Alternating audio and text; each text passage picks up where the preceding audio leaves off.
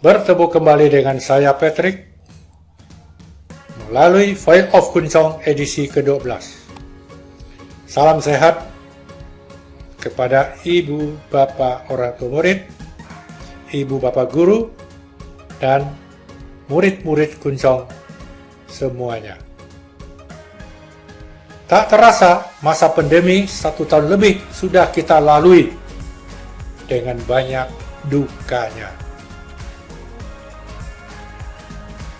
Saat ini, seluruh warga dunia beramai-ramai mengikuti vaksinasi.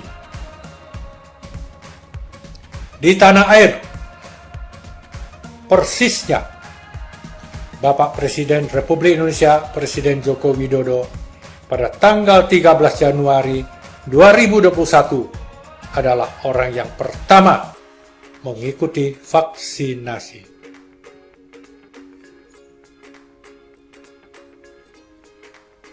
Voice of Kuncong edisi ke-12 ini tertarik untuk mengulas pertanyaan, apakah dan bagaimanakah pembelajaran tatap muka pasca vaksinasi? Vaksinasi untuk para guru sudah dimulai 24 Februari yang lalu. Targetnya 5 juta lebih guru se-Indonesia akan divaksinasi. Harapannya bulan Juni selesai. Sehingga, sebagaimana harapan Presiden, pembelajaran tatap muka dapat segera berlangsung.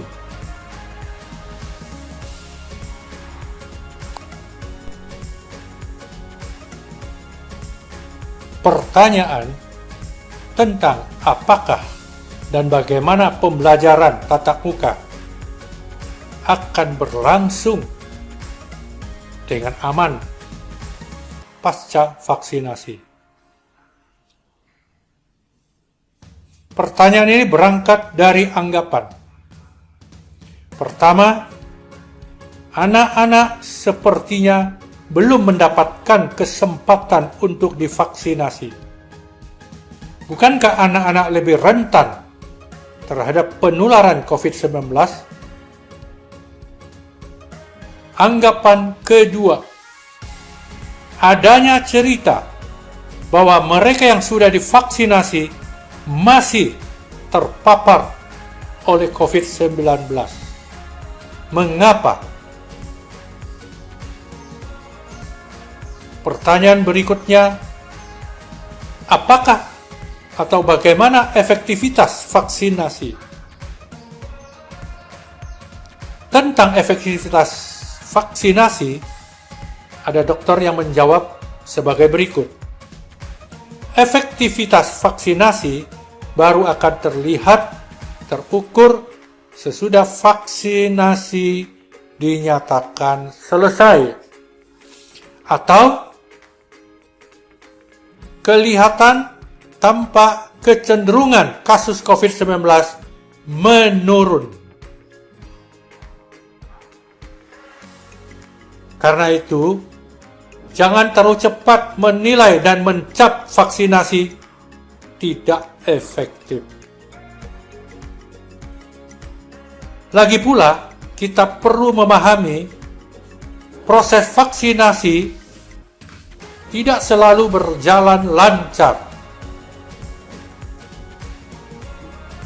Vaksin tidak selalu tersedia pada waktunya.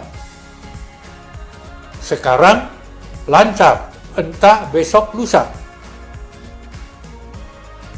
Dan tidak setiap orang yang menginginkan vaksinasi langsung diberi vaksinasi. Karena masih perlu di-screening kesehatannya.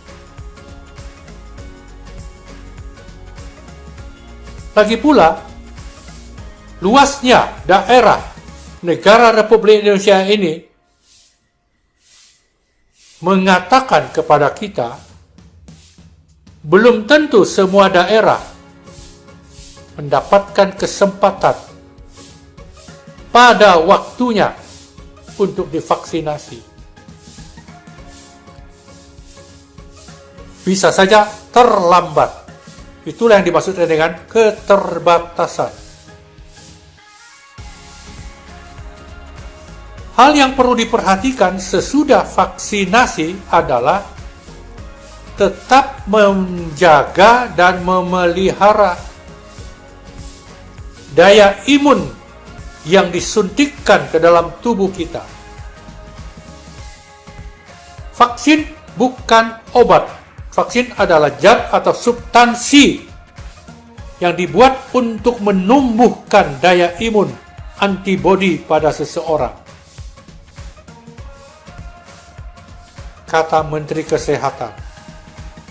Selesai vaksinasi, jangan jadi Superman. Lalu, mengingat hal yang dikatakan di atas, apakah pembelajaran tatap muka akan berlangsung, dilaksanakan? Sekarang kita kembali ke pertanyaan di atas.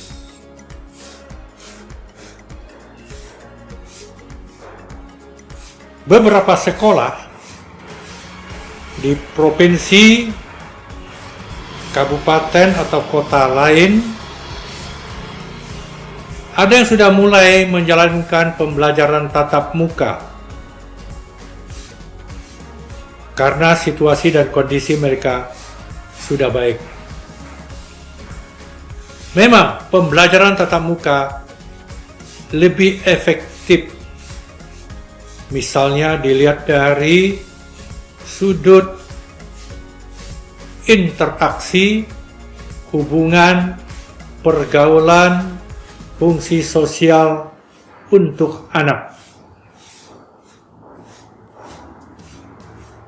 Nah, jika pembelajaran tatap muka dilaksanakan dan vaksinasi belum juga selesai, bagaimana? Boleh dipertimbangkan usul saya ini.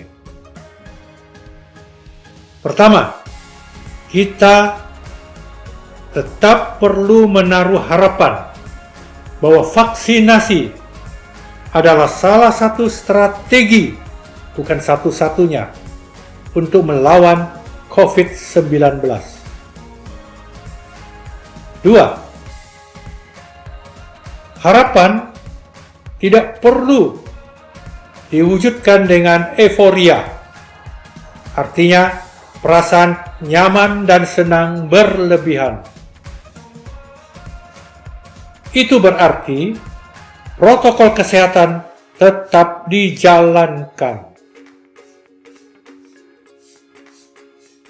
Ketiga, anak-anak, terutama TK SD, perlu dibantu melaksanakan protokol kesehatan. Misalnya, memakai masker, cuci tangan, ingat tidak berpelukan, berkerumun. Anak TK kalau pakai masker terlalu lama mungkin menjadi masalah dan mereka akan lepaskan.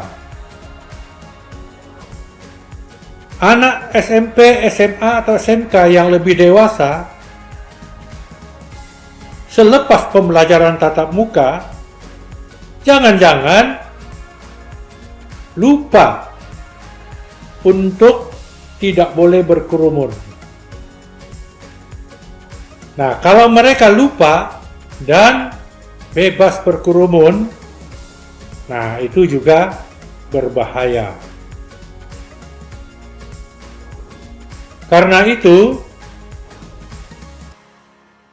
yang berikut ini antara sekolah dan orang tua, guru dan orang tua, tetap bekerja sama dengan baik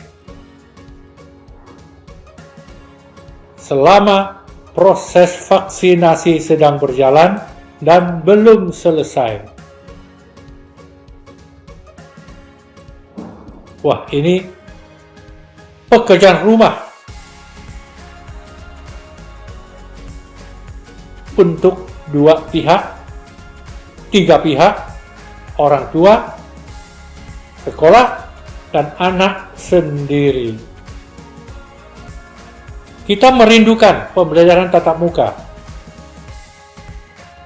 Kalau dilaksanakan, sekali lagi, jangan lupa protokol kesehatan. Andai kata akan dilaksanakan 2 pola tatap muka dan pembelajaran online sekaligus, ini memang merepotkan. Tapi demi anak, kita akan berusaha.